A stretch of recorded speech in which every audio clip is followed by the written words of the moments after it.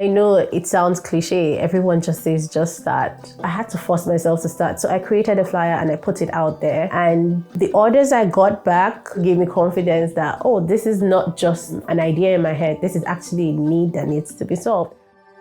The African Cart is an online grocery and recipe box experience that gives people the opportunity to experience African cuisine in their home.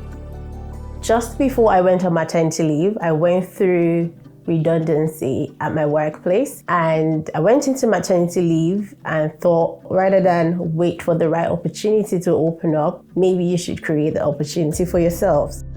I'm a mom of 2 girls, and having to juggle motherhood and the business is another feat. It is a lot. But when I get times to reflect, I'm also really proud of what I have done. It's not easy, but it's possible. It shows that you can do anything if you put your mind to it.